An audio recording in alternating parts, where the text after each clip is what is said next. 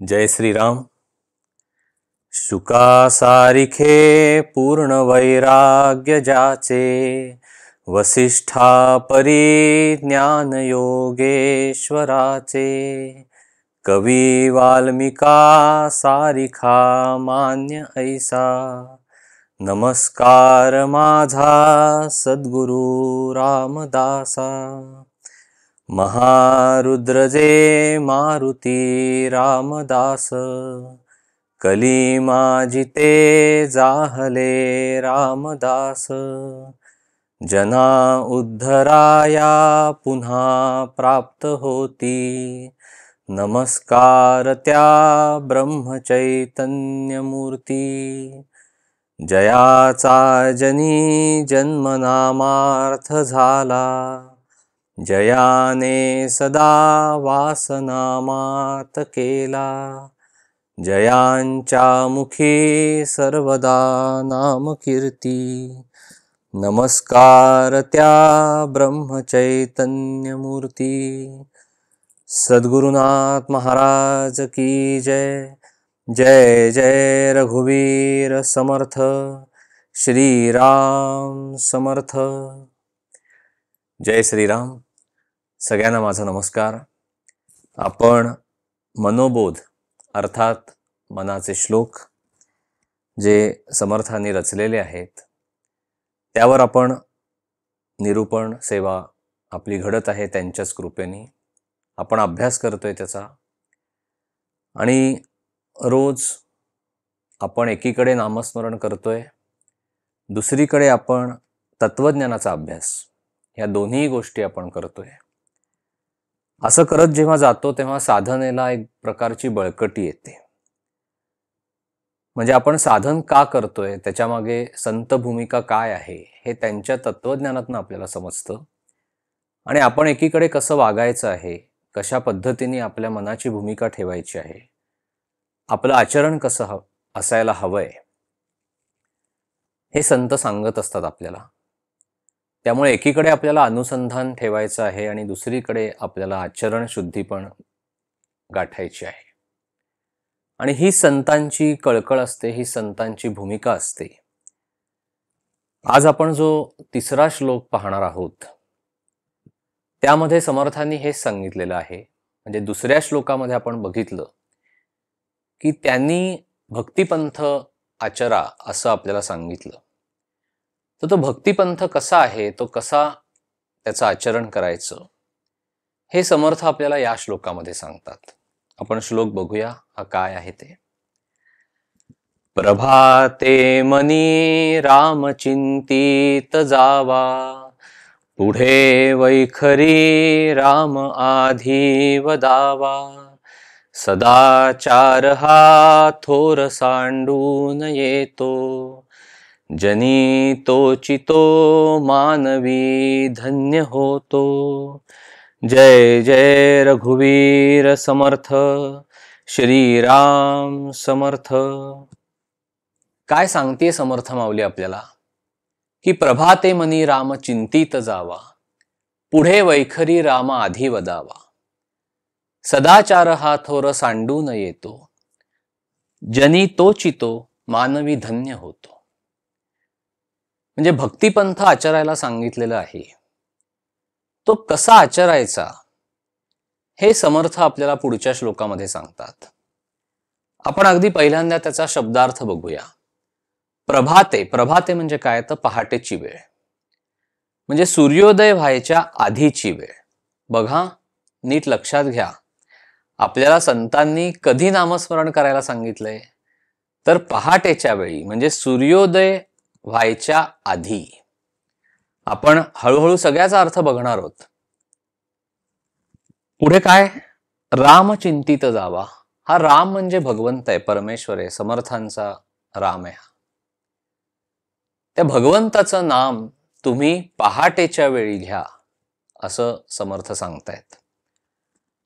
पुढे वैखरी राम आधी वदावा. वैखरी म्हणजे वाचा, वाणी, म्हणजे शांतपणे पहाटेच्या वेळी नामस्मरण केल्यानंतर वाणीने म्हणजे वैखरीनी परत रामाचं नाम घ्यायचंय, त्याचं गुणसंकीर्तन करायचं आहे. सदाचार हा थोर सांडू न येतो. सदाचार म्हणजे सत आचार, चांगला आचार, चांगलं आचरण, सद्वर्तन, शुद्ध सात्विक आचरण. धन्य म्हणजे काय? जनी तोची तो मानवी धन्य होतो. धन्य म्हणजे काय? तो उत्तम गतीस प्राप्त होतो. जनी म्हणजे लोकांमध्ये, जगामध्ये, जनामध्ये. म्हणजे दुसरा आणि तिसरा श्लोक आपण बारकाईने त्याचा अभ्यास केला तर समर्थांनी एकीकडे मनाला उपदेश केलेला आहे आणि दुसरीकडे साधकांनी किंवा मनुष्याने त्याचं आचरण कसं ठेवावं हे सांगितलेलं आहे. म्हणजे दुसऱ्या श्लोकामध्ये समर्थ माऊली आपल्याला काय सांगते की तुम्ही भक्तिपंथाने जा. म्हणजे मना सज्जना भक्तिपंथेची जावे, तरी श्रीहरी पावी जेतो स्वभावे. म्हणजे मनाला उपदेश केलेला आहे. जनी निंद्यते सर्व सोडून द्यावे, जनी वंद्यते सर्व भावे करावे. म्हणजे आचरणाचा भाग आहे. तिसऱ्या श्लोकामध्ये पुन्हा मनाला उपदेश आहे आणि आचरणाच्या बाबतीत केलेला उपदेश आहे. म्हणजे तिसऱ्या श्लोकात पुन्हा प्रभाते मनी राम चिंतित जावा, पुढे वैखरी राम आधी वदावा. सदाचार हा थोर सांडू न येतो, जनी तोची तो मानवी धन्य होतो. म्हणजे आपल्याला हे लक्षात घेतलं पाहिजे की समर्थांचा कटाक्ष हा एकीकडे तुम्ही मनाने अनुसंधान ठेवणं, भगवंताचं चिंतन करणं आणि दुसरीकडे देहाने जे कर्तव्य आपल्याला करायचं आहे किंवा सदाचाराने वागायचं आहे यावर आहे. आणि जो मनुष्य अशा पद्धतीने एकीकडे भगवंताचं चिंतन करतो आणि दुसरीकडे त्याचं आयुष्य जगत असताना सदाचाराने वागतो, प्रामाणिकपणे वागतो, तो जगामध्ये धन्य होतो. म्हणजे अर्थात तो उत्तम गतीला प्राप्त होतो. म्हणजे पहाटेच्या वेळी सूर्योदय व्हायच्या आधी आपण भगवंताचं स्मरण करावं. प्रभाते मनी राम चिंतित जावा. चिंतित जावा म्हणजे काय? की त्याचं स्मरण करणं, त्याचं चिंतन करणं, त्याचं ध्यान करणं हे समर्थांना अपेक्षित आहे.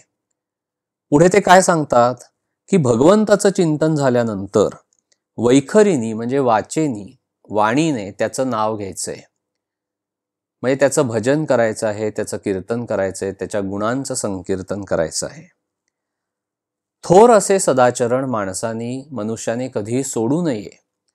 आणि जो मनुष्य अशा पद्धतीने एकीकडे मनाने भगवंताच्या अनुसंधानामध्ये राहतो आणि दुसरीकडे तो सदाचाराने वागतो, असा मनुष्य जगामध्ये धन्य होतो किंवा उत्तम गतीला प्राप्त होतो असं समर्थ आपल्याला सांगतात. म्हणजे आपल्याला भक्तिपंथ आचरायचा आहे. पूर्ण शरणागत होऊन आपल्याला भगवंताच्या पाशी जायचं आहे. म्हणजे द्वैत सरतं आणि अद्वैत साधलं जातं. सगुण भक्ती करता करता मनुष्य निर्गुण अशा परमात्मा स्वरूपाशी मिसळून जातो, एकरूप होतो आणि त्याला सहजपणे भगवंताची प्राप्ती होते. दुसऱ्या श्लोकात आपण बघितलं ना, तरी श्रीहरी पावी जेतो स्वभावे. स्वभावे म्हणजे सहजपणे. की जो उत्तम पद्धतीने भक्ती मार्ग आचरण करतो त्याला अतिशय सहजतेने भगवंताची प्राप्ती होते. आणि भक्तिपंथ कसा आचरावा हे समर्थांनी या श्लोकामध्ये सांगितलेलं आहे. म्हणजे महाराज म्हणतात तसं की सगळ्या नवविधा भक्तींचा समावेश एका विष्णू स्मरण या भक्तीमध्ये आहे. म्हणजे भगवंताचं नाम तुम्ही घेतलं तर सर्व भक्तींचा समावेश आहे. समर्थांना सुद्धा हेच सांगायचंय की प्रभाते मनी राम चिंतित जावा, पुढे वैखरी राम आधी वदावा. म्हणजे पहाटेच्या वेळेला आपण भगवंताचं स्मरण करावं, त्याचं चिंतन करावं, त्याचं ध्यान करावं. म्हणजे आज आपण व्यावहारिक बाजू बघितली तर अनेकांना सकाळी लवकर उठणं होत नाही. बऱ्याचदा आपला स्वतःचा आळस त्याला कारणीभूत आहे. जर आपण शांतपणे विचार केला तर थोडा तरी वेळ काढावा आपण आणि जे संतांनी आपल्याला सांगितले, जे समर्थांनी आपल्याला सांगितले, जे महाराजांनी आपल्याला सांगितले ते थोडा वेळ का होईना पण आपण सकाळी उठूया. त्यांनी जे कळकळीने आपल्याला सांगितले त्याच्या मागे खूप काही गूढ अर्थ दडलेला आहे. त्यामुळे आपण थोडंसं लवकर उठून भगवंताचं चिंतन करूया. जर आपण ह्याचा बारीक विचार केला, सूक्ष्म विचार केला, तर आपल्याला असं आढळून येतं की पहाटेच्या वेळेला एक नैसर्गिकपणे शांतता असते. पहा, आपली पूर्ण झोप झाल्यानंतर आपण एक मनाची आपली प्रसन्नता असते. वातावरणामध्ये सुद्धा आजूबाजूला कोलाहल नसतो, शांत असतं सगळं. त्यामुळे आपण प्रसन्न अशा वृत्तीचा अनुभव घेतो. आपल्या मनामध्ये जे दिवसभर विचार चाललेले असतात, तर सकाळी उठल्यानंतर अशी थोडीशी निर्विचार अशी अवस्था आपण सगळेजण अनुभवतो. त्यावेळेला जर आपण भगवंताचं स्मरण केलं, चिंतन केलं, तर आपल्याला भगवंताचा अनुभव पटकन येईल. ह्याचं कारण आहे की पहाटेच्या वेळेला सत्वगुण जागृत असतो, माध्यान्हीच्या वेळेला रजोगुण जागृत असतो आणि अंधार पडल्यानंतर तमोगुण जागृत होतो. त्यामुळे जेव्हा पहाटेच्या वेळेला सत्वगुण जागृत असतो, त्यावेळेला जर आपण भगवंताचं स्मरण केलं तर त्याचा आपल्याला अतिशय चांगला फायदा होतो. साधन आपलं चांगलं होतं, साधनेला बळकटी येते. ज्या परमात्म्याचं, ज्या ब्रह्मांडामध्ये भरून राहिलेल्या निर्गुण शक्तीचं, चैतन्याचं आपण स्मरण करत असतो, ते चैतन्य आपल्यामध्ये उत्पन्न होतं. सकाळच्या वेळेला मनाला अत्यंत शांतता येते, आपण स्वस्थ होतो.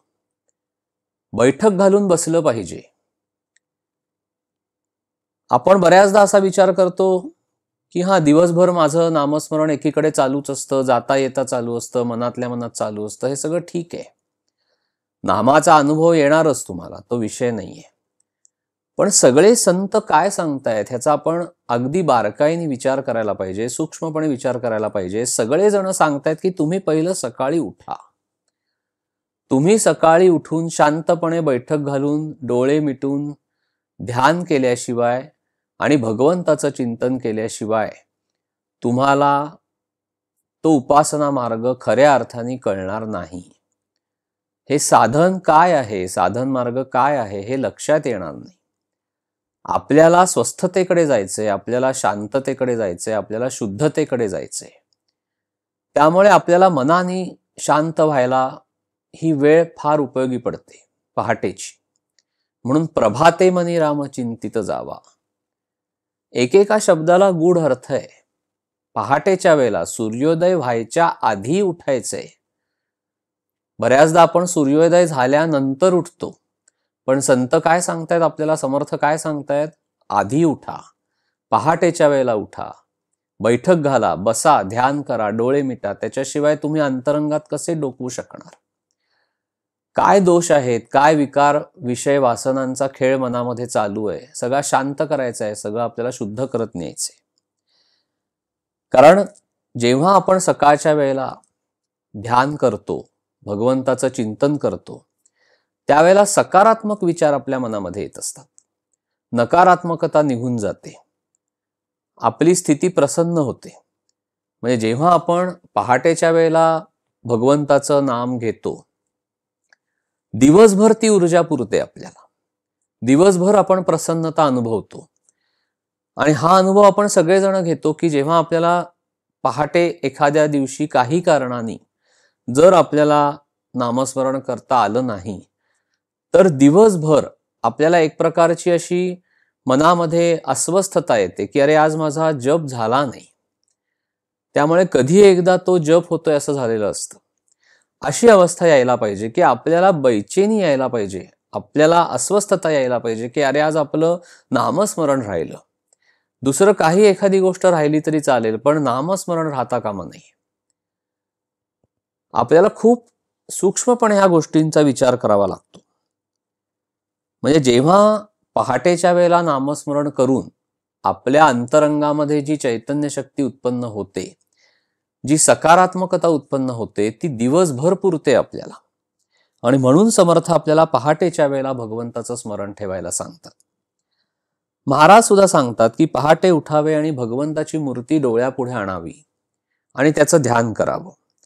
प्रार्थना करावी की भगवंता, तुझं विस्मरण मला कधी होऊन देऊ नकोस आणि ज्या ज्या वेळेला मला ते विस्मरण होईल त्या त्या वेळेला मला तू जागृत कर, असं म्हणून त्याला मनपूर्वक नमस्कार करावा, असं महाराजांचं सांगणं आहे. महाराज म्हणतात की पहाटेची वेळ ही अतिशय चांगली. त्यावेळेला जर कोणी मानस पूजा करत असेल तर फार उत्तम.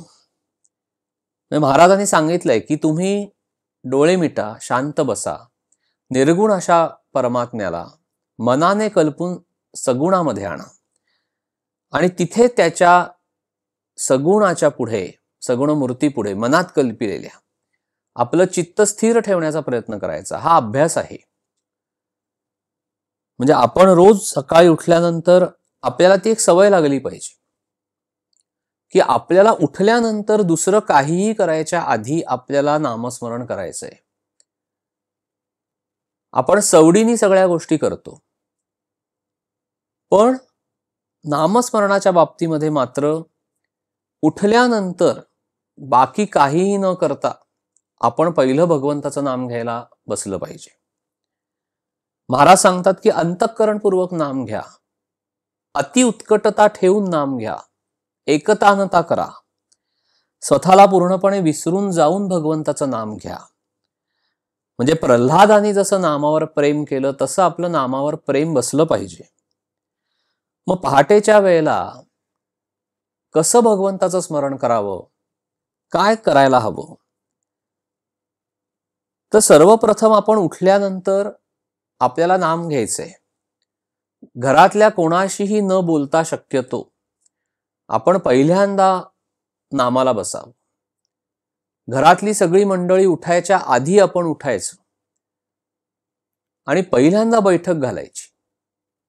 हातपाय तोंड धुवायचे आणि पहिल्यांदा बैठक घालायची. महाराजांनी सांगितलेलं आहे नामस्मरणाला कशाचंही सोवळ्यावळ्याचं बंधन नाहीये.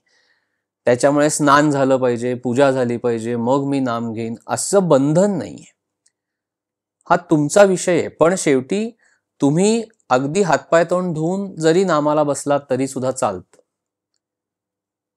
आसन घालायचं, दिवा लावायचा, उदबत्ती लावायची, शांतपणे डोळे मिटायचे, एकाग्र करायचं मन. महाराजांनी सांगितलं ना की निर्गुण अशा परमात्म्याचं सगुण रूप डोळ्यासमोर आणायचं, त्याच्या चरणाशी आपलं चित्त म्हणजे एकतानता करायची, स्थिर ठेवायचं. थोडा प्राणायाम करायचा पहिल्यांदा. नामस्मरण सुरू करायच्या आधी थोडासा प्राणायाम करायचा, दीर्घ श्वसन करायचं. म्हणजे श्वास रोधून धरायचा, नाम घेता घेता श्वास पूर्णपणे खेचायचा आणि तो हळूहळू सोडायचा. थोडा प्राणायाम करायचा आणि हळूहळू हळूहळू त्या नामाच्या कुशीत आपल्याला शिरायचंय. आणि मग महाराज पुढे सांगतात तसं म्हणजे श्वासावर लक्ष केंद्रित करायचं. आपल्याला श्वासावर अगदी थोडा वेळ जरी आपण लक्ष केंद्रित केलं तरी अतिशय एकाग्रता साधली जाते, मनातले विचार एकदम शांत होतात. आणि मग आपण हळूहळू आपल्या अंतरंगामध्ये डोकवायचे, शिरायचे, आत आत आत शिरायचे. म्हणजे जेव्हा तुम्ही नामामध्ये स्वतःच्या देहाला विसरता ती सहज समाधी अवस्था आहे. त्यामुळे भगवंताचं रूप अंतःचक्षू समोर आणायचं, त्याच्या हास्यमुखाचं ध्यान करावं असं महाराजांनी जे सांगितलेलं आहे. तर ती त्याची हासरी मूर्ती डोळ्यासमोर आणायची, डोळे मिटलेलेत, अंतःचक्षू समोर आणायची, आपलं पूर्ण चित्त एकाग्र करायचं. हा अभ्यास आहे. मनामध्ये जे व्यावहारिक विचार येत असतात, विचारांचे तरंग उठत असतात, ते हळूहळू हळूहळू शांत होतात. आणि आपण अशा वेळेला महाराजांनी सांगितल्याप्रमाणे परमेश्वराची आणि परमेश्वर स्वरूप असलेल्या सद्गुरूंची मानस पूजा करायला सुरुवात करायची. असं डोळ्यासमोर आणा की आपण परमेश्वराच्या चरणापाशी बसलेलो आहोत, आपण सद्गुरूंच्या चरणापाशी बसलेलो आहोत आणि ती मानसपूजा करताना आपणच त्रयस्थ दृष्टीने त्याकडे पाहता आलं पाहिजे आपल्याला. म्हणजे एक प्रकारे मानसपूजा ही सद्गुरू तुमच्याकडनं घडवून घेत असतात आणि तुम्हाला बघायचं ती मानसपूजा करत असताना, म्हणजे करते पण चिकटत नाही. मानसपूजेमध्ये अतिशय गूढ असे अनुभव येतात. परमेश्वर किंवा सद्गुरू त्यांना काय हवं आहे ते तुमच्याकडनं सगळं मानसपूजेमध्ये करतील.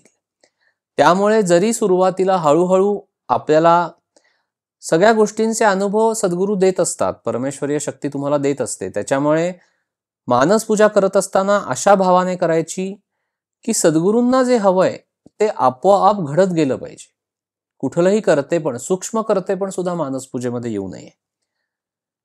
म्हणजे आपण आंघोळ घालत असलो परमेश्वरीय मूर्तीला, जी अंतःचक्षू समोर आपण आणलेली आहे, किंवा सद्गुरूंना आपण पादसेवन भक्ती करत असलो किंवा सद्गुरूंच्या चरणावर आपण अभिषेक करत असलो, तरी आपण जो अभिषेक करतोय तो आपणच पाहायचा. म्हणजे महाराज किंवा सद्गुरू आपल्याकडनं करून घेतायत, आपण ते करतोय आणि हे आपणच पाहायचं. म्हणजे ती मानसपूजा सहजपणे घडत जाते. मग कधी सद्गुरू म्हणतील मला अमुक अमुक पदार्थाचा नैवेद्य दाखव, तो आपल्याकडनं दाखवला जातोय, इतकं ते सहजपणे घडलं पाहिजे. म्हणजे परमेश्वरीय शक्ती सर्व तऱ्हेचे रंग दाखवेल.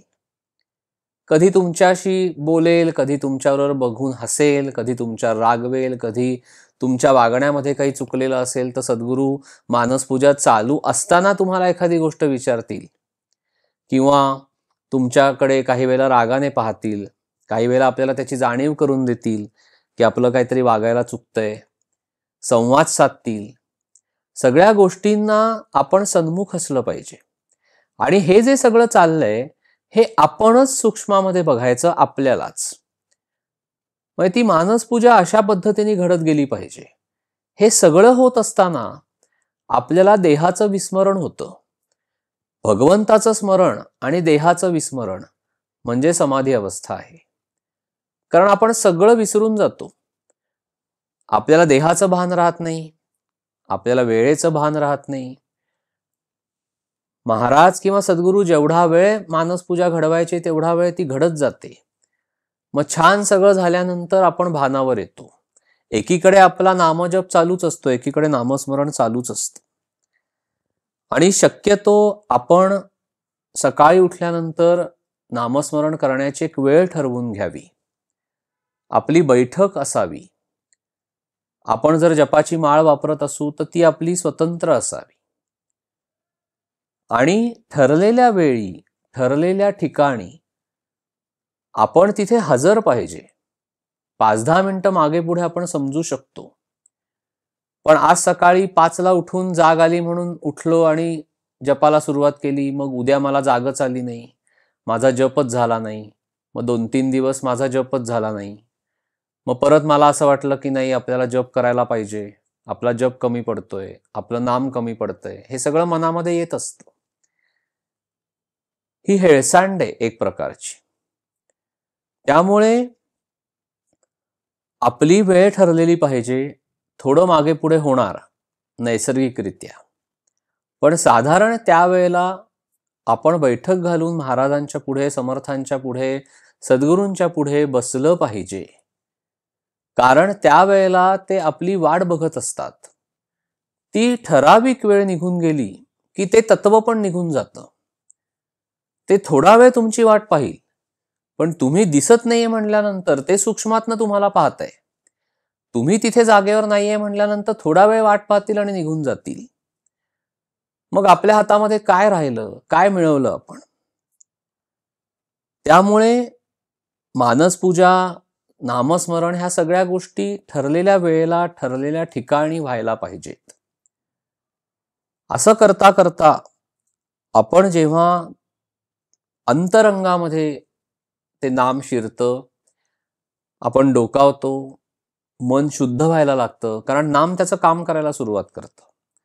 तुमच्या मनामधल्या असलेल्या सर्व अशुद्ध गोष्टी नाम स्वच्छ करायला सुरुवात करतं. तुम्ही शुद्ध होत जाता. जेवढं तुम्ही शुद्ध होत जाता तेवढा शुद्ध असा भगवंत तुमच्या हृदयामध्ये प्रकट होतो. मग पुढे समर्थ काय सांगतात की भगवंताचं चिंतन झाल्यानंतर पुढे वैखरी रामा आधी वदावा.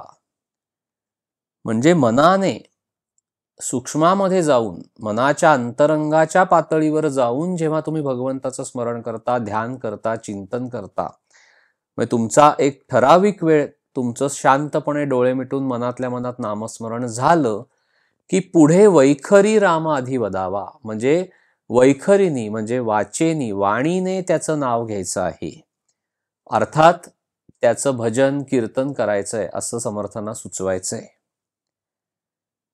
मुखाने वैखरीनी त्याचं नाम घ्यायचंय आणि त्याला आळवायचं आहे. महाराज देखील सांगतात की नाम हे मनात घेता येतं, उच्चार करूनही घेता येतं, म्हणजे दोन्ही गोष्टी आहेत. नाम श्रद्धेने घ्यायचं, नामाशिवाय दुसरं जगामध्ये काहीही नाही, इतकी श्रद्धा आपली नामावर बसली पाहिजे. आणि म्हणून समर्थ सांगतात की पहाटेच्या वेळी भगवंताचं चिंतन झाल्यानंतर पुढे थोडा वेळ का होईना पण तुम्ही वैखरीने भगवंताचं नाम घ्या. मग आपल्याला हे कसं घेता येईल? तर थोडा वेळ आपण मोठ्याने भगवंताच्या नामाचा उच्चार करून नामस्मरण करावं, भजन म्हणावं.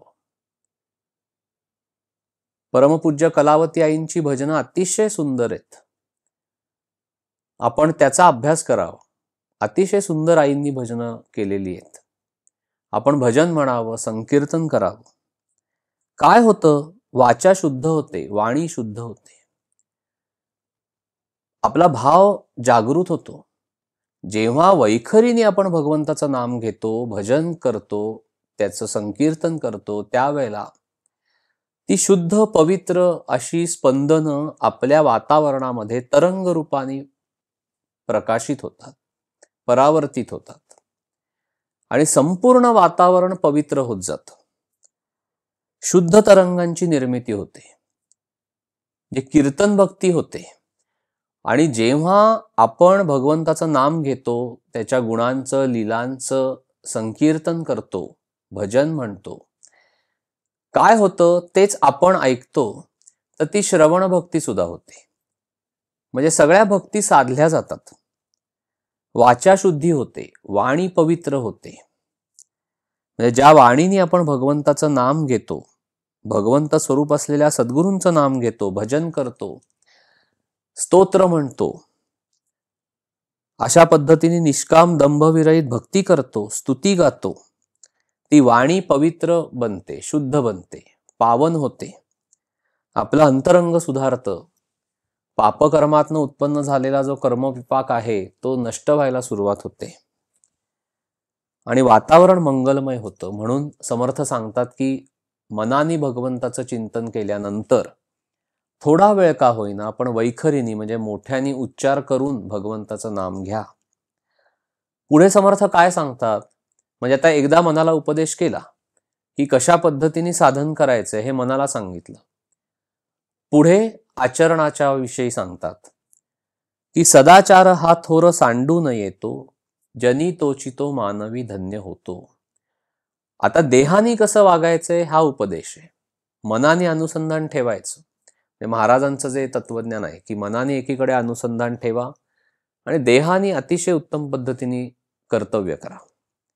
सदाचार म्हणजे सत आचार, सत म्हणजे चांगलं शुद्ध, आचार म्हणजे आचरण. म्हणजे साधकाचं आचरण कसं पाहिजे? तर शुद्ध आचरण पाहिजे, पवित्र पाहिजे. महाराज सांगतात ना की आपण प्रपंचामध्ये सदाचाराने वागावे. सदाचार हा परमार्थाचा पाया आहे. आपलं आचरण हे नीतिधर्माचं असावं, नीतिधर्माची बंधनं आपण पाळावीत. नीतिधर्माचं आचरण ठेवणं हे आपले विकार आवरण्यासाठीच संतांनी आपल्याला ही बंधनं घालून दिलेली आहेत. त्यामुळे साधकांनी 3 गोष्टी फार सांभाळाव्या लागतात. सदाचार ह्या गोष्टीमध्ये अनेक गोष्टींचा अंतर्भाव आहे. म्हणजे आचार चांगला पाहिजे, उच्चार चांगले पाहिजेत आणि विचार चांगला पाहिजे. आचार, विचार आणि उच्चार या तिन्ही गोष्टी साधकाला सांभाळाव्या लागतात. म्हणजे आचरण शुद्ध ठेवावं, विचाराने अत्यंत पवित्र असावं, आपण कोणाचा द्वेष करू नये, आपण कोणाचा मत्सर करू नये.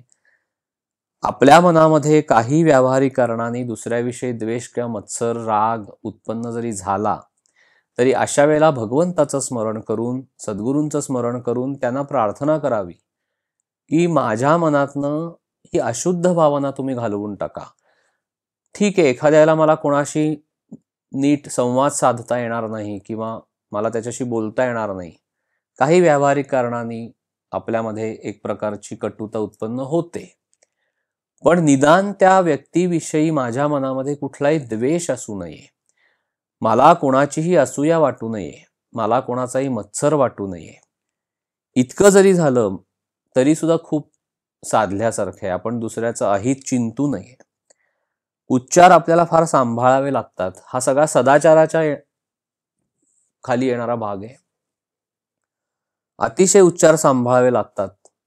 म्हणजे जी वाणी आपण भगवंताचं नाम घेण्यासाठी उच्चारतो त्याच वाणीने आपण अशुद्ध शब्द उच्चारू नयेत. आपण सर्वांशी गोड बोलावं. ज्या जिव्हेनी आपण भगवंताचं नाम घेतो ती जिव्हा जर आपण दुसऱ्याला काही बोलून त्याचं जर अंतःकरण आपण दुखावलं तर आपण भगवंतालाच दुखवत असतो जणू काही. म्हणून महाराज सांगतात की तुम्ही अतिशय नीतिधर्माने वागा. आपलं बऱ्याचदा नीतिधर्माचं वागणं कसं असतं की आपल्याला लोकांनी नावं ठेवू नयेत, आपल्याला कोणी वाईट म्हणू नये आपल्या मागे, म्हणून आपण लोकांशी बऱ्याचदा चांगलं वागण्याचा प्रयत्न करतो, निदान तसं दाखवतो. पण आपल्या मनामध्ये भाव काही तितकासा शुद्ध असतो असं नाही. त्यामुळे आपल्याला जी लढाई लढायची आहे, साधन म्हणजे काय किंवा उपासना म्हणजे काय, अध्यात्म म्हणजे काय, तर आपली आपल्या स्वतःशी असलेली लढाई आहे. कुठे माझं चुकतंय, कुठे माझे विचार अशुद्ध आहेत आणि मला शुद्धतेकडे कसं जायचंय, ही लढाई लढायची आहे फक्त आपल्याला आयुष्यभर. आपण असं करत करत गेलो की आपण एक दिवस मोक्षाला जाणार. म्हणजे आपल्या संपूर्ण जगण्याला भगवंताचं अधिष्ठान पाहिजे आणि आपल्याला जेवढं शक्य आहे तेवढं आपल्याला आचरण शुद्ध ठेवता आलं पाहिजे. कारण आत्ताचं व्यावहारिक जग असं आहे की आपलं लगेचच पतन होऊ शकतं. त्यामुळे आपण अधोगतीला जाऊ शकतो. साधकांनी परत वर चढायचं. जेव्हा जेव्हा अशी वेळ येईल त्या त्या वेळेला आपण पुन्हा स्वतःला सावरायचं आणि पुन्हा आपण त्या मार्गावर चालण्याचा प्रयत्न करायचा. म्हणजे आपल्या हातनं दुष्कर्म घडत नाही, पापकर्म घडत नाही, कारण आपण सत्सद्विवेक बुद्धीनी सगळ्या गोष्टी करतो. म्हणून महाराज म्हणतात की वरवरची सुधारणा किंवा दिखाऊपणा उपयोगाचा नसतो. आपण अजिबात ढोंग करू नये. बुद्धीपेक्षा किंवा पैशापेक्षा सदाचरणाचं वजन जास्त आहे. त्यामुळे सदाचरण ठेवून भगवंतावर पूर्ण निष्ठा ठेवावी. मनुष्याने त्याचा हेतू शुद्ध ठेवण्याचा प्रयत्न करावा. कारण हेतू शुद्ध असला म्हणजे विचाराने आपण पवित्र असलो की आचरण शुद्ध राहतं, आचरण पवित्र राहतं. महाराज सांगतात की हेतू हा कसा आहे तर गोड पाण्याच्या झऱ्यासारखा आहे. म्हणजे जेव्हा गोड पाण्याचा झरा असतो तर त्या विहिरीमध्ये स्वाभाविकच गोड पाणी असतं. म्हणून हेतू शुद्ध ठेवला की आपलं आचरण शुद्ध होतं. म्हणून समर्थ सांगतात की सदाचार हा थोर सांडू न येतो, जनी तोची तो मानवी धन्य होतो. म्हणजे आपले जे कर्तव्य आहे ते आपण अतिशय उत्तम पद्धतीने पार पाडावं. देहामध्ये आल्यानंतर आपला संबंध अनेक लोकांशी येतो. प्रत्येकाबरोबर आपलं काही ना काहीतरी कर्तव्य असतं. कितीही तो माणूस आपल्याला आवडला नाही, कितीही त्या माणसाबरोबर आपलं पटलं नाही, तरीही त्या माणसाबरोबर आपलं जे कर्तव्य आहे त्याला आपण चुकू नये. कारण कर्तव्याला चुकला तर सद्गुरूंच्या पुढे काहीही आपण उभे राहू शकणार नाही. कारण आपण सद्गुरूंच्या पुढे गेल्यानंतर सद्गुरू आपल्याला फक्त एकच प्रश्न विचारतील की तू कर्तव्याने वागलास का. त्यामुळे आपल्याला कर्तव्याने वागावं लागतं. कर्तव्य म्हणजे फळाची किंवा मोबदल्याची कुठलीही अपेक्षा न ठेवता आपण कर्म करणं. त्यामुळे देहाच्या कर्तव्यामध्ये धर्म आणि नीती ह्याला धरून आपलं वागणं अपेक्षित आहे.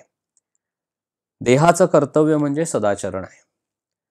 म्हणजे महाराज असं म्हणतात की मनाने तुम्ही अनुसंधान ठेवलं म्हणजे मीच कर्तव्य केलं, पण माझेपणाचं कर्तव्य म्हणजे देहाने जे करायचं कर्तव्य आहे म्हणजे सदाचरणाने जर आपण वागलो नाही तर नोकरी करून पैसे घरी न दिल्यासारखं आहे.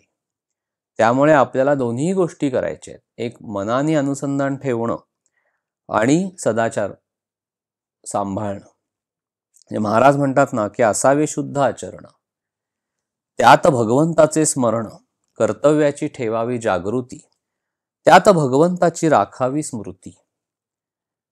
आणि समर्थांनी हेच दुसऱ्या आणि तिसऱ्या श्लोकामध्ये सांगितलंय. आपण अभ्यास करतोय त्यामुळे ज्या 4 ओळी आहेत श्लोकातल्या, त्यातल्या पहिल्या 2 ओळींमध्ये, पहिल्या 2 चरणांमध्ये मनाला उपदेश केलाय आणि तिसऱ्या आणि चौथ्या ओळीमध्ये किंवा चरणामध्ये देहानी कसं वागायचं आहे ते सांगितलेलं आहे. म्हणजे मना सज्जना भक्ती पंथेची जावे, तरी श्रीहरी पाविजे तो स्वभावे. म्हणजे एकीकडे तू भक्ती मार्गाने जा आणि दुसरीकडे जनी निंद्यते सर्व सोडून द्यावे, जनी वंद्यते सर्व भावे करावे. ज्या निंदनीय गोष्टी आहेत तू त्या सोडून दे, ज्या जगाला हितकारक आहेत त्या गोष्टी तू कर, ज्याच्यामुळे जगाचं कल्याण होईल, जगाचं हित साधलं जाईल. तेच तिसऱ्या श्लोकात आहे, प्रभाते मनी राम चिंतित जावा, पुढे वैखरी राम आधी वदावा. म्हणजे मनाने अनुसंधान कसं ठेवायचं हे सांगितलेलं आहे. आणि त्याच्या पुढे देहानी कसं वागायचंय, तर सदाचार हा थोर सांडून येतो, जनी तो चितो मानवी धन्य होतो. म्हणजे देह आणि मन ह्या एकाच नाण्याच्या 2 बाजू आहेत. त्यामुळे परमेश्वराविषयीची जर तळमळ आपल्या मनामध्ये असेल आणि देहाने आपलं वागणं अतिशय चांगलं प्रामाणिक असं जर असेल तर आपल्याला भगवंताची प्राप्ती होते. म्हणजे दुसऱ्या श्लोकामध्ये आपण त्या कथेमध्ये बघितलं ना, कराडच्या स्त्रीच्या मुलाच्या, की त्याने जे निंदनीय कृत्य होतं त्याचा त्याने त्याग केला. जनी निंद्यते सर्व सोडून द्यावे, त्याचा त्याग केला. महाराजांनी त्याला सांगितलं की आता तू हे सर्व सोडून दे आणि तू गिरनार पर्वतावर जाऊन तू तपश्चर्या कर. त्याने 12 वर्ष त्या मुलाने तपश्चर्या केली. म्हणजे काय, भक्तिपंथाने गेला आणि तो पुढे जगामध्ये धन्य झाला, उत्तम गतीला प्राप्त झाला. हेच समर्थ पण आपल्याला तिसऱ्या श्लोकामध्ये सांगतात. म्हणजे एकीकडे भगवंताचं नाम घेत आपण अंतरंग शुद्धी आपली करायची आहे. वैखरीनी नाम घेत आपल्याला वाचा किंवा वाणी शुद्ध करायची आहे. सदाचाराने वागायचंय, देहाने अतिशय उत्तम कर्तव्य आपल्याला करायचे आहेत. आणि मग असा जो मनुष्य वागतो तो उत्तम गतीला प्राप्त होतो असं समर्थांनी सांगितलेलं आहे. महाराजही तेच सांगतात की तुम्ही सदाचरण कधी सोडू नका, नीतीच्या मर्यादा कधी सोडू नका, निराश कधी बनू नका. सदाचरणाने वागून अतिशय आनंदाने प्रपंच करा. त्यामुळे मनाने नेहमी शुद्ध असावं आणि प्रत्येक व्यक्तीने आपण कुठे आहोत ह्याचा शोध घेतला पाहिजे, किंवा आपण मनाने कसे आहोत, खरंच तेवढी शुद्धता आहे का, अशुद्ध भाव काय आहे मनामध्ये, आपलं आचरण कसं आहे, आपण लोकांशी कसे वागतो, कसे बोलतो, अभिमान किती आहे, आपण लोकांना कमी लेखतो का, सगळ्या गोष्टींचा आपण साधक म्हणून विचार करायला पाहिजे. म्हणजे जसं रोगी माणसाला 3 गोष्टी सांभाळाव्या लागतात. एक म्हणजे त्याला कुपथ्य टाळावं लागतं, दुसरं म्हणजे त्याला पथ्य सांभाळावं लागतं, आणि तिसरं म्हणजे त्याला औषध घ्यावं लागतं, तर त्याचा रोग बरा होतो. भवरोग्याला सुद्धा ह्या 3 गोष्टी आहेत. कुपथ्य म्हणजे काय, की जे चुकीचं वर्तन आहे, अधर्माचरण आहे किंवा दुस्संगती आहे, अनाचार आहे, मिथ्या भाषण आहे, द्वेष आहे, मत्सर आहे इत्यादी अवगुणांचा त्याग करणं म्हणजे कुपथ्य टाळणं. पथ्य सांभाळणं म्हणजे जे चांगलं आहे ते सगळं करणं, म्हणजे लोकांशी गोड बोलावं, आपण प्रामाणिकपणे वागावं, सदाचाराने वागावं, सद्ग्रंथ वाचन करावं. आणि तिसरं औषध घेणं म्हणजे नामस्मरण आहे. ज्याप्रमाणे औषध आपण दिवसातनं 2 वेळा किंवा 3 वेळा असं घेतो आणि ते थेंब थेंब पोटामध्ये गेल्यानंतर जसं आपल्याला हळूहळू बरं वाटायला लागतं, तसं नाम हे अंतरंगामध्ये असं झिरपत गेलं पाहिजे. म्हणजे आपलं अंतरंग शुद्ध होतं आणि आचरण शुद्ध असल्यामुळे तो मनुष्य उत्तम गतीला प्राप्त होतो असं समर्थांचं सांगणं आहे. तीर्थरूप बाबांनी सुद्धा आपल्याला जो निरोप महाराजांचा दिला हाची सुबोध गुरूंचा मध्ये, त्यात ते सांगतात ना की गोड सदा बोलावे, नम्रपणे सर्व लोकप्रिय व्हावे, हाची सुबोध गुरूंचा भक्तीने रघुपतीचा आळवावे. म्हणजे इथे तेच सांगितलेलं आहे की भक्तीने रघुपतीचा आळवावे म्हणजे भक्ती मार्ग आचरा. आणि आचरण कसं ठेवा, तर त्यात उपदेश केलाय की गोड सदा बोलावे, नम्रपणे सर्व लोकप्रिय व्हावे. पुढे ते काय सांगतात की स्वांतर शुद्ध असावे, कपटाचरणा स्वयेन वश व्हावे, हाची सुबोध गुरूंचा, मन कोणाचे कधी न दुखवावे. म्हणजे स्वांतर शुद्ध असावे, म्हणजे तुम्ही अंतरातून शुद्ध असायला हवं, कुठलंही कपटाचरण करू नये, कपट करू नये आणि कोणाचं मन दुखवू नये. आचार संयमाने युक्त असा नीतिधर्म पाळावा, हाची सुबोध गुरूंचा, खेळा ऐसा प्रपंच मानावा. म्हणजे काय बाबांनी सांगितलंय पहा, महाराजांचा निरोप काय दिलाय पहा, की आचार संयमाने युक्त असा नीतिधर्म पाळावा, म्हणजे नीतीने वागायचंय आपल्याला. म्हणजे आपले आचार विचार अतिशय शुद्ध पाहिजेत, आपलं अंतःकरण शुद्ध पाहिजे. अशा पद्धतीने जो राहील त्याला भगवंत प्राप्त होईल. त्यामुळे नामस्मरण रूपी शेतामध्ये उत्तम पीक येण्यासाठी सदाचरणाची आवश्यकता आहे. महाराज सांगतात की सदाचरण हे शेताला घातलेल्या कुंपणासारखं आहे. शुद्ध अंतःकरण म्हणजे काळी भुसभुशीत जमीन आहे. म्हणजे त्या जमिनीमधले दगड हरळी हे जसं सगळं आपल्याला शेत चांगलं यावं म्हणून काढून टाकायला लागतं, तसं मनामधला अशुद्ध भाव सगळा काढून टाकावा लागतो. आपल्या अंतःकरणामध्ये कोणाविषयी द्वेष मत्सर असू नये. आणि सदाचरण हे त्या शेताला घातलेलं कुंपण आहे. म्हणजे आपल्याला नीतीच्या मर्यादा पाळायच्या आहेत, त्या ओलांडायच्या नाहीत. आणि नामस्मरण हे अशा काळ्या भुसभुशीत जमिनीमध्ये म्हणजे शुद्ध अंतःकरणामध्ये पेरण्याचं बी आहे. ते बी कधी सकाम नसावं. म्हणजे नाम हे भगवंतासाठी आणि नामासाठीच घ्यावं, कुठल्याही व्यावहारिक गोष्टीसाठी नाम घेऊ नये. आणि मग त्याच्या बरोबरीने संतांचे आशीर्वाद, त्यांची कृपा हा भाग आहे. असं जेव्हा घडतं म्हणजे आपलं अंतःकरण शुद्ध आहे, त्यामध्ये आपण अतिशय शुद्ध असं नामाचं बीज पेरलेलं आहे. आपल्या त्या नामस्मरण रूपी शेताला सदाचरणाचं कुंपण आहे आणि संतांची कृपा आहे आपल्यावर. त्यावेळेला भगवत कृपेचा पाऊस पडणार आहे, त्या नामस्मरण रूपी शेतावर पडतो. म्हणजे शुद्ध अंतःकरण म्हणजे काय, की मनामध्ये कुठलाही द्वेष असू नये, मत्सर असू नये, आपण कोणाचं अहित चिंतू नये. आपल्या मनामध्ये अशी नैसर्गिक भावना असावी की सगळेजण सुखी असावेत, सगळ्यांना सगळं काही छान मिळावं, सगळेजण आनंदात असावेत, अशी भावना पाहिजे आपल्या मनामध्ये.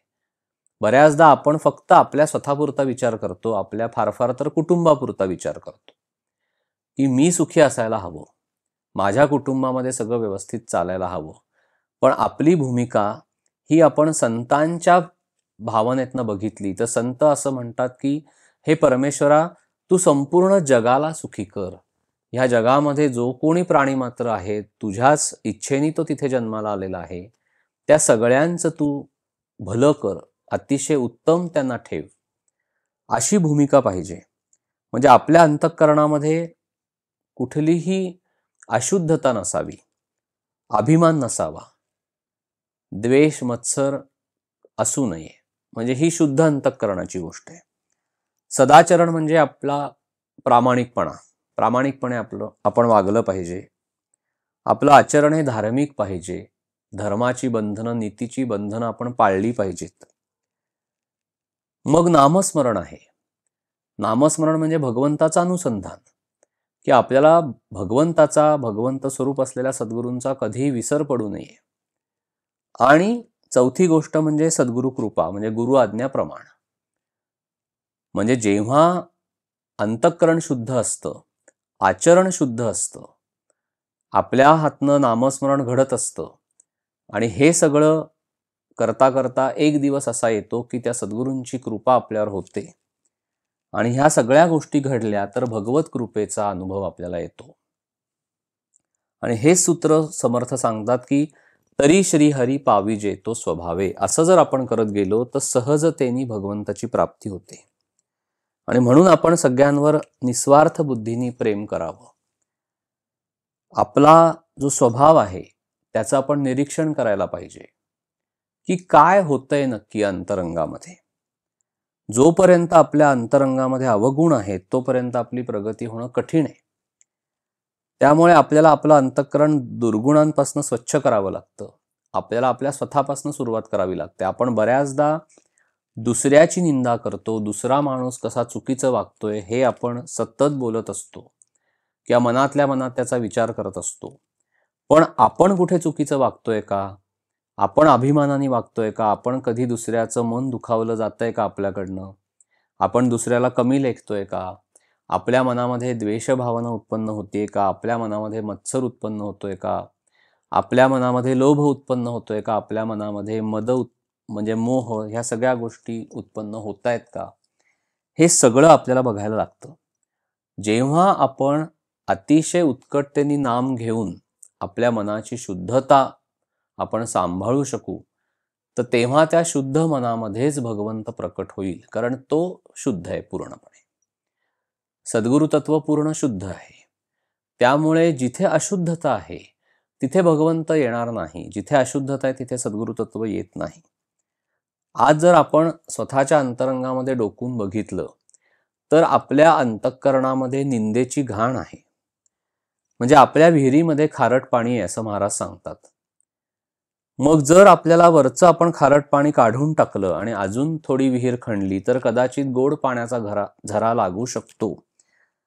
तसं आपण जर अभिमान टाकला, निंदा पूर्णपणे बंद केली, जर आपण असं ठरवलं की आता कोणाची निंदा करणार नाही, कोणाविषयी द्वेष ठेवणार नाही, अंतःकरण आपण जर प्रेमाने आपण भरलं सगळं, तर भगवंताच्या विषयीच्या प्रेमाचा झरा एक दिवस आपल्या अंतःकरणामध्ये लागेल, सद्गुरूंची कृपा होईल आणि आपलं संपूर्ण अंतरंग त्या प्रेमाने भरून जाईल. त्यामुळे निस्वार्थ बुद्धीने आपल्याला भगवंतावर प्रेम करावं लागतं, सद्गुरूंवर प्रेम करावं लागतं, त्यांच्या चरणांवर प्रेम करावं लागतं. आपण नीतीने वागतो, पण भगवंताचं अधिष्ठान जर आपल्या नीतीला नसेल तर ती नीती पोरकी आहे असं महाराज सांगतात. त्यामुळे परमार्थाला सदाचरणाची अत्यंत आवश्यकता आहे.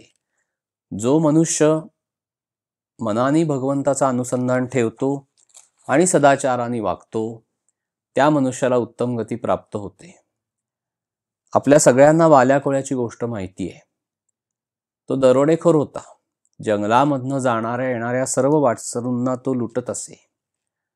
प्रसंगी त्यांचा जीवही तो घेत असे, दागिने लुबाडत असे, त्यांचं धन तो लुबाडून घेत असे. मग एकदा नारद मुनी भ्रमण करत होते. भ्रमण करता करता नारद मुनींनी वाल्याकोळ्याला बघितलं आणि ते त्याच्यासमोर येऊन उभे राहिले.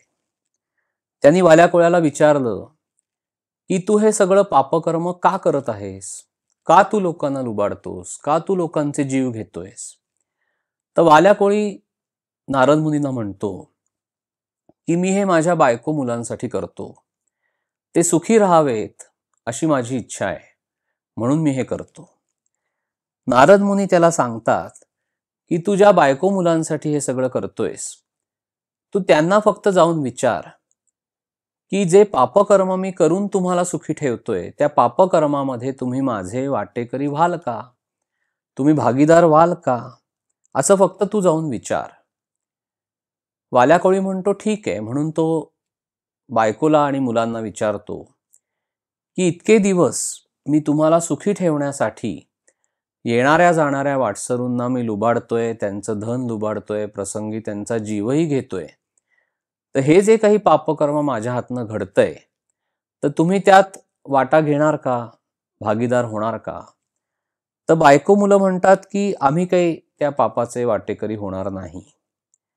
ज्या क्षणी वाल्याकोळी हे ऐकतो त्या क्षणी त्याचे डोळे उघडतात आणि तो नारद मुनींना शरण जातो.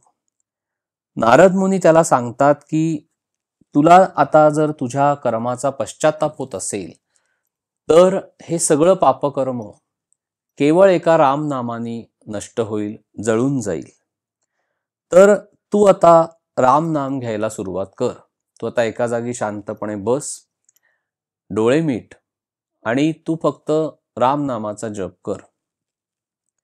आणि मी पुढे भ्रमणाला जाणार आहे, तर भ्रमण करून मी परत तुझ्यापाशी येईन, तोपर्यंत तू नाम घेत राहा, थांबू नकोस, असं नारद मुनी वाल्याकोळ्याला सांगतात. आता वाल्याकोळी रामनाम घ्यायला सुरुवात करतो, परंतु पापकर्म इतकं हातून घडलेलं असल्यामुळे पवित्र अशा रामनामाचा उच्चार त्याला करता येत नाही.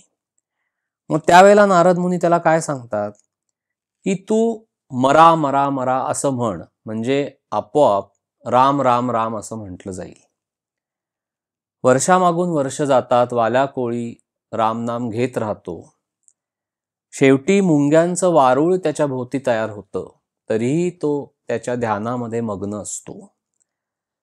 त्याची तपश्चर्या एक दिवस फळाला येते आणि भगवंत त्याच्या पुढे येऊन उभे राहतात आणि त्याला सांगतात की मी अतिशय प्रसन्न झालेलो आहे आणि तुझं सगळं पापकर्म ह्या रामनामाने जळून गेलेलं आहे. तू आता अतिशय शुद्ध झालेला आहेस आणि यापुढे तू वाल्या कोळी न राहता वाल्मिकी ऋषी म्हणून प्रसिद्ध होशील आणि तुझ्या हातून खूप मोठं कार्य घडेल, असं म्हणून भगवान अंतर्धान पावतात. दासबोधामध्ये सुद्धा समर्थांनी वाल्या कोळ्याचं वर्णन करताना हेच सांगितलंय की उफराट्या नामासाठी वाल्मिक तरला उठाउठी, भविष्य वदला शतकोटी, चरित्र रघुनाथाचे श्रीराम. म्हणजे उफराटे म्हणजे उलट नाम घेऊन वाल्या कोळीनी उफराट नाम घेतलं आणि तो रामनाम घेऊन पवित्र झाला, त्याचा देह पवित्र झाला, त्याचं मन शुद्ध झालं आणि वाल्मिक ऋषी बनला. आणि वाल्मिकी ऋषींनी शतकोटी म्हणजे 100 कोटी श्लोकां इतकं मोठं रामाचं चरित्र लिहिलं आणि तेच रामायण म्हणून पुढे ते प्रसिद्ध झालेलं आहे. म्हणजे वाल्या कोळ्यांनी रामनाम घेऊन मनाने अनुसंधान ठेवलं आणि सदाचाराने राहिला. पापकर्म सगळं सोडून दिलं, जे चुकीचं कर्म करत होता ते सगळं सोडून दिलं, सदाचाराने राहिला आणि म्हणूनच वाल्मिकी ऋषी म्हणून जगामध्ये धन्य झाला, म्हणजे उत्तम गतीला प्राप्त झाला. आणि हेच समर्थाने आपल्याला या श्लोकामध्ये सांगितलेलं आहे की प्रभाते मनी राम चिंतित जावा, पुढे वैखरी राम आधी वदावा, सदाचार हा थोर सांडू न येतो, जनी तो चितो मानवी धन्य होतो. जय श्रीराम.